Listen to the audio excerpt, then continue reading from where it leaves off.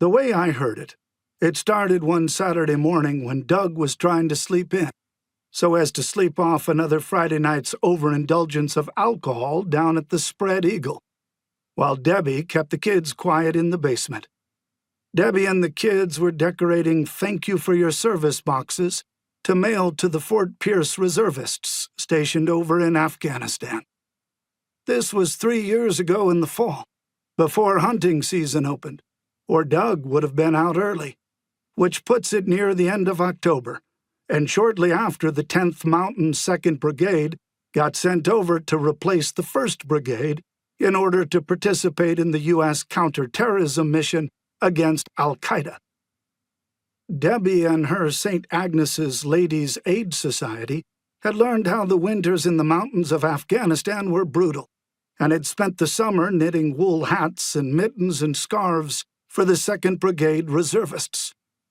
It wasn't crack of dawn early, 9:30 or maybe 10, but Doug was still half asleep when the shooting from Zingerman's firing range broke into his slurry, hungover dreams, like somebody popping popcorn in a microwave next to the bed.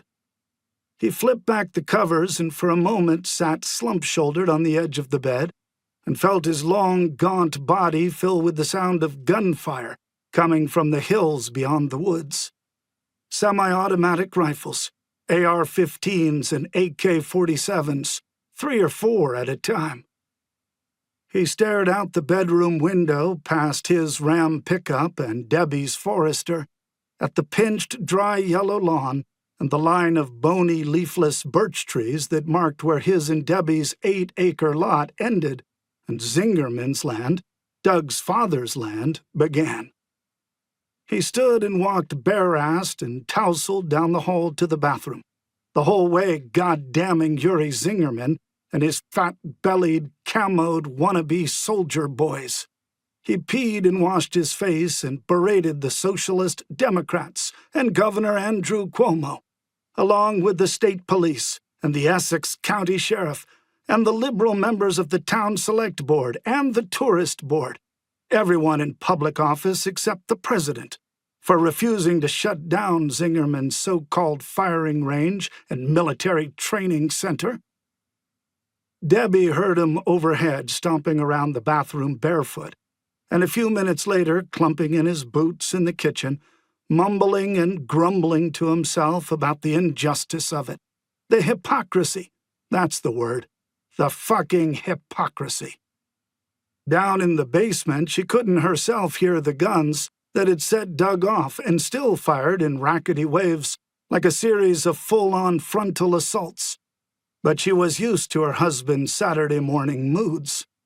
She broke open a fresh pack of Crayolas and told Lanny and Leanne and Max to keep on writing their messages on the cards to our men and women in uniform while she checked on Daddy, and she'd come right back, and they'd fill the boxes together and later take them over to St. Agnes's for mailing, and go by the schoolyard afterwards to play on the swings.